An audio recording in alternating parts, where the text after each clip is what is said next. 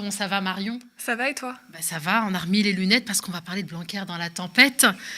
Blanquer déjà fragilisé par une grève historique de la communauté éducative jeudi dernier. Blanquer est sous le feu des critiques et pour cause, le ministre de l'Éducation était bien comme révélé par Mediapart en vacances sur les îles Baléares au moment où il a annoncé dans la presse son protocole sanitaire à la rentrée. Alors toi, tu as regardé ses réponses au gouvernement, tu as regardé aussi son intervention à TF1. Raconte-nous un petit peu ce que tu as retenu de ces interventions. Alors déjà, pour recontextualiser, on était dans un contexte où la semaine dernière, on a eu beaucoup d'enseignants et de personnel en fait, du monde de l'éducation, des lycéens et les syndicats de parents d'élèves, oui, par exemple la FCPE, qui étaient mobilisés. Selon les syndicats, il y avait 75% du premier degré qui était en grève. Jean-Michel Blanquer qui a fini par les recevoir en partie, puisque par exemple, il n'a pas laissé rentrer à la discussion la FCPE. Tout ça pour dire que la France allait donner un peu plus de masques FFP2 aux professeurs. Donc c'était en fait des miettes d'avancée.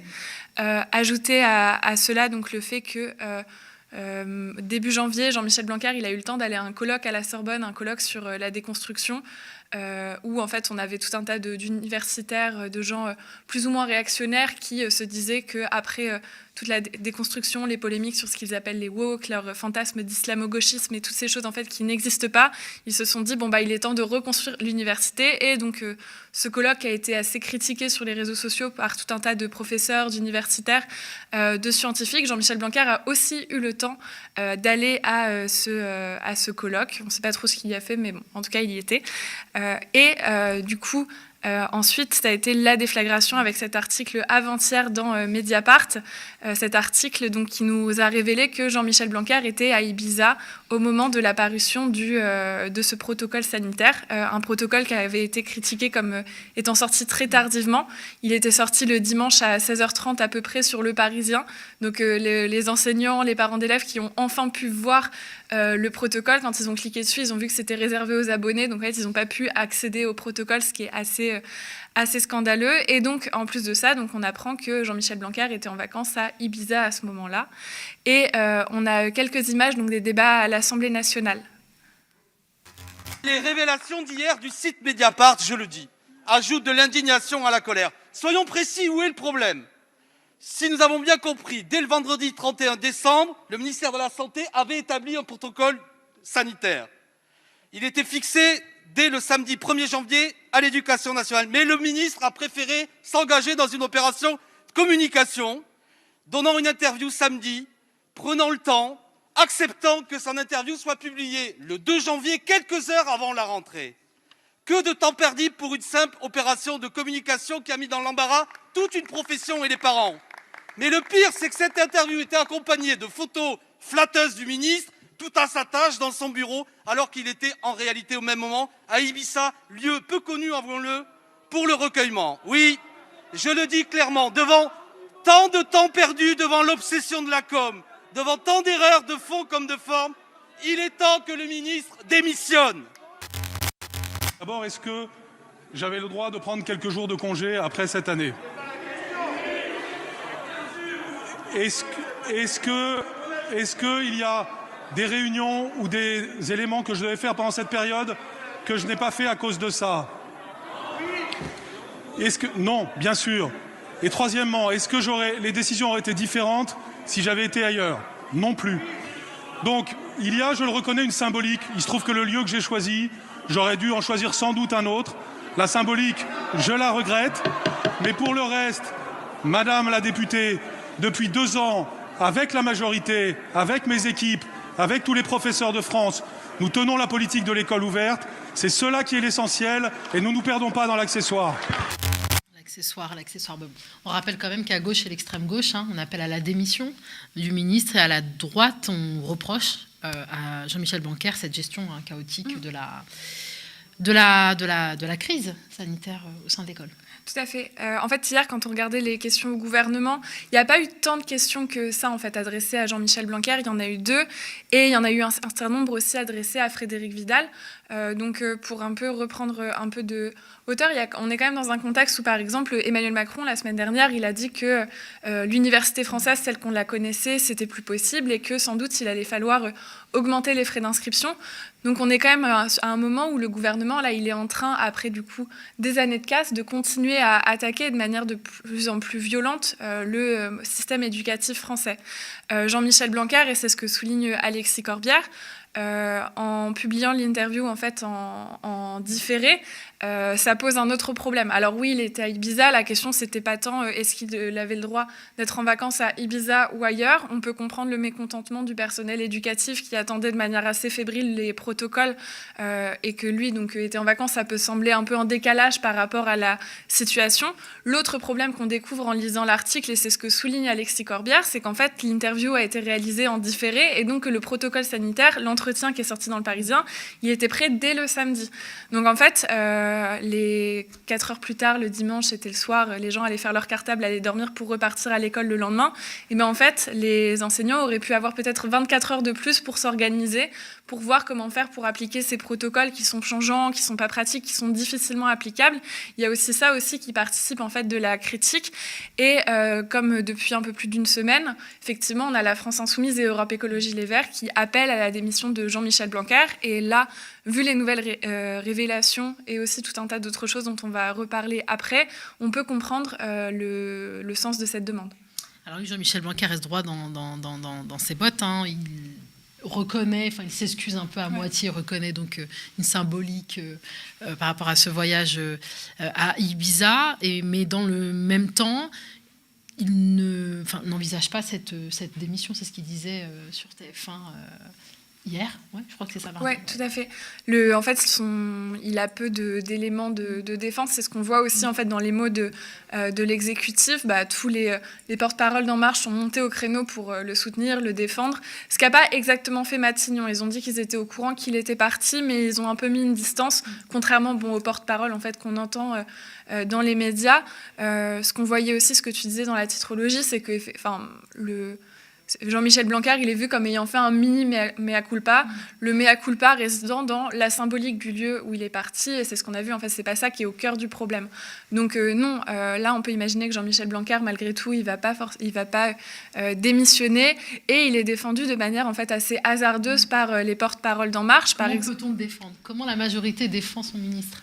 Alors hier, on avait tout un tas de macronistes qui disaient donc dans les médias ou sur les réseaux sociaux que en gros les enseignants étaient aussi en vacances et qu'on leur demandait pas ce qu'ils avaient fait sur cette période. C'est quand même assez étonnant parce que oui, effectivement, les enseignants, ils ont 2 semaines de vacances de temps en temps, ils ont le droit de les passer en famille ou ailleurs, ce qu'ils veulent. Et c'est quand même assez étonnant du coup d'opposer les enseignants à Jean-Michel Blanquer en disant eux ils étaient peut-être pas chez eux à corriger leurs copies et Jean-Michel Blanquer était aussi en vacances. Donc c'est quand même un élément de défense qui est assez faible. Ouais, donc le fossé semble se creuser en tout cas entre les enseignants et Jean-Michel Blanquer. D'ailleurs, le Premier ministre lui-même a défendu Jean-Michel Blanquer. On l'écoute. La question est, est-ce que les ministres pouvaient prendre quelques jours de repos pendant les vacances de Noël ? La réponse est évidemment oui, ne serait-ce que pour être d'attaque à la rentrée. J'ai donné à tous les ministres des instructions claires, d'une part, être à environ 2 heures, pas plus de 2 heures, 2 heures et demie de Paris, et deuxièmement, être joignable à tout moment. Est-ce que M. Blanquer a respecté ses instructions ? La réponse est oui. Et j'ajoute quelque chose aussi, de bon sens. D'une part, M. Blanquer est parti quelques jours en congé à un moment, je le rappelle, où toutes les écoles, tous les collèges, tous les lycées de France et de Navarre étaient fermés. Le service public dont il a la charge était à l'arrêt, c'est bien normal. Et deuxièmement et surtout, est-ce que le fait que M. Blanquer ou certains de ses collègues étaient en vacances nous a empêchés de prendre les décisions dès que nous avions évidemment le matériau et les éléments nécessaires pour les prendre ? La réponse est non. C'est terrible. On va bientôt entendre Emmanuel Macron sur ce dossier ou on passe vite à autre chose ? On sait pas trop ce qui va se passer.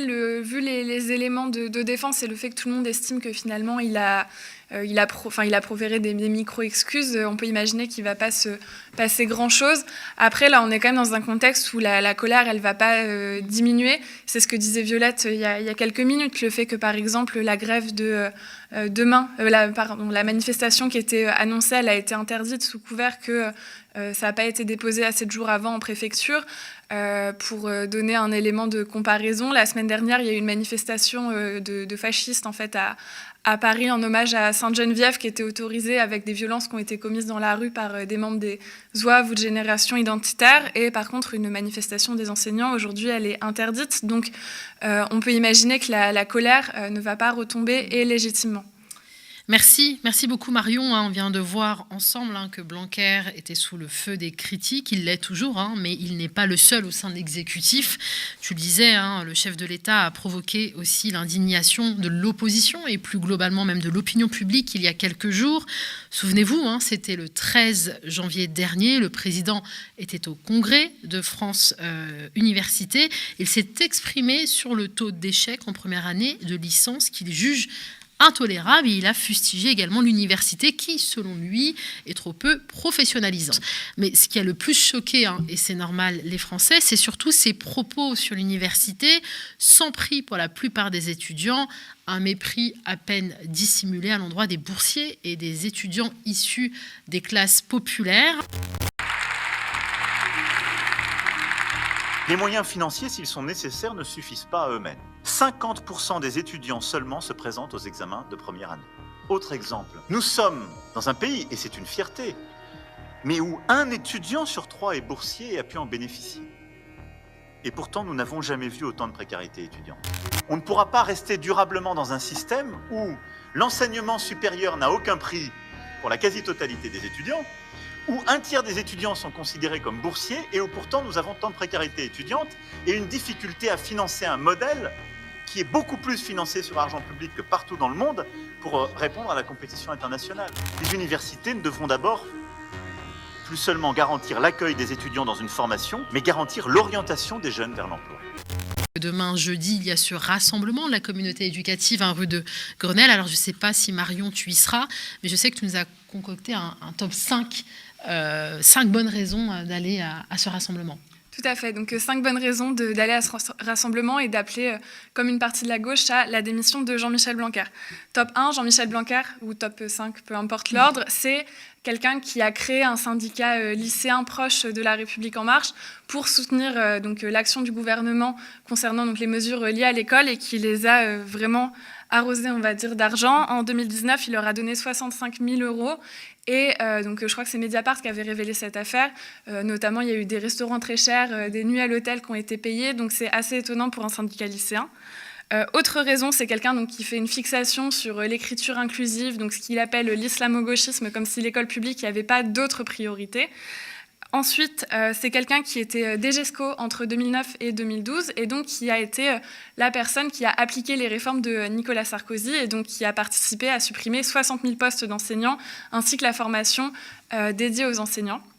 Et dernière raison, c'est quelqu'un qui passe son temps à parler du séparatisme et en fait c'est quelqu'un qui n'est pas très républicain puisqu'en fait c'est un grand défenseur de l'école privée. Avec sa loi l'école de la confiance, c'est lui qui a ouvert en fait l'ouverture au privé dans les villes en fait en leur donnant de l'argent si ils prenaient les enfants dès l'âge de 3 ans dans les écoles maternelles. Donc en fait, c'est un ardent défenseur et c'est quelqu'un qui défend énormément l'école privée à travers ses politiques. Et en témoigne, j'ai retrouvé ça hier en faisant des recherches, en 2016, c'est quelqu'un qui a défendu quelque chose qui s'appelle Espérance Banlieue, qui est un réseau d'écoles en fait privées hors contrat qui est proche des milieux catholiques intégristes. Donc quand on tape Espérance Banlieue Jean-Michel Blanquer, on a une vidéo de lui où il explique pourquoi c'est incroyable. Et donc c'est quelqu'un qui est un grand défenseur du privé et également du privé hors contrat. Et je pense que du coup, toutes ces raisons font que demain, c'est utile d'aller aux côtés des enseignants devant le ministère pour demander des comptes à Jean-Michel Blanquer.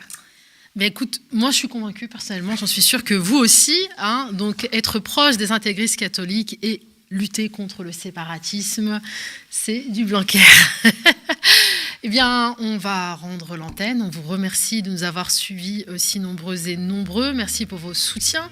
Soutien financier, bien sûr. On compte sur vous pour nous aider à produire toutes ces contre-matinales et les autres programmes du média. Mais le soutien passe aussi par des likes, par des partages, ce qui permet de valoriser les contenus de la chaîne. Donc vous pourrez retrouver cette émission et toutes les autres sur la chaîne YouTube du média, également en podcast. Moi, je vous retrouve vendredi, mais notre cher ami, camarade et confrère Théophile animera la contre-matinale de demain. À très vite.